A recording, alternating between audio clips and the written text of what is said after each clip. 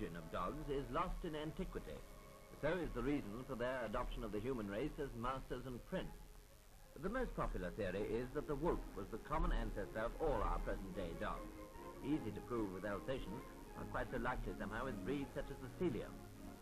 After many thousands of years, there are today over 200 different kinds of dogs, ranging from the Dalmatian, at one time among the most popular breeds in Britain, to the funny little Dachshund, with or without chain.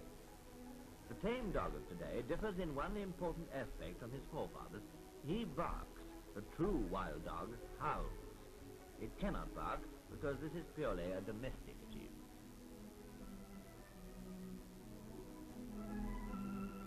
Cowered into subjection by the superior strength and intelligence of the human race, dogs have been selected and bred for different purposes.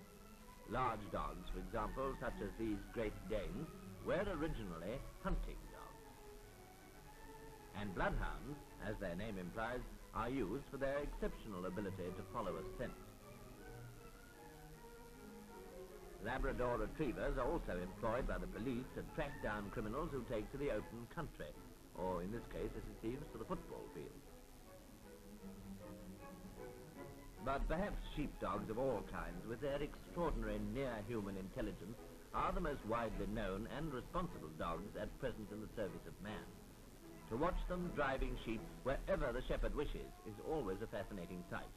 A whistle and an odd word of command is all they ever need. In contrast, this Chinese gentleman performs no obviously useful purpose other than keeping a lap warm.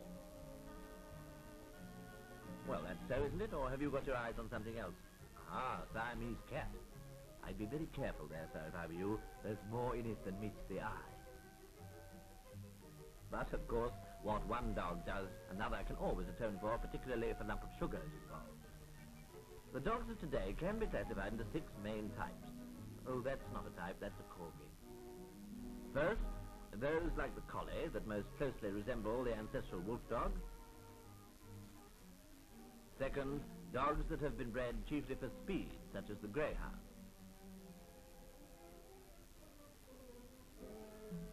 In the third group are dogs specially bred as gun dogs, that is, all the spaniel tribe, and retrievers, such as this familiar black Labrador.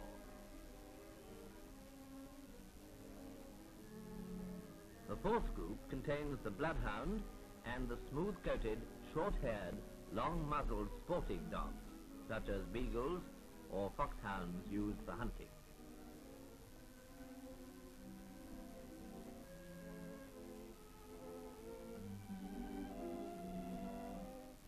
We don't see many of the fifth group in England because each one needs a family's meat ration to keep going. These are, of course, St. Bernards at a monastery in Switzerland, in a playful mood and without the usual barrel of brandy round the neck, ready to save some beleaguered traveller in a far mountain pass.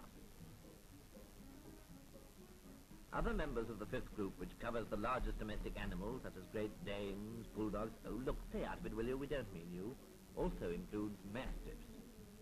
The sixth and last class consists of the different breeds of terrier, perhaps the most popular dog of all in England.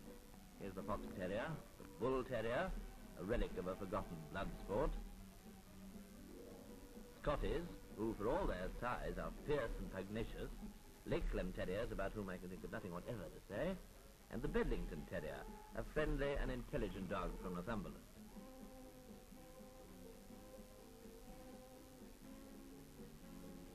But whatever they do, whether you train them to race and make money for you, or whether you let them amble about in the sun when they're old and slow, whether, as here in the far northwest of Canada, your team of huskies is your only link with civilization, and in consequence the well-being of the dogs is of paramount importance to your own survival, or whether in a modern city street you use the sharper senses of a dog to replace the eyes of a blind man, whether you do any of these things, the Englishman has always got a soft spot in his heart for dogs.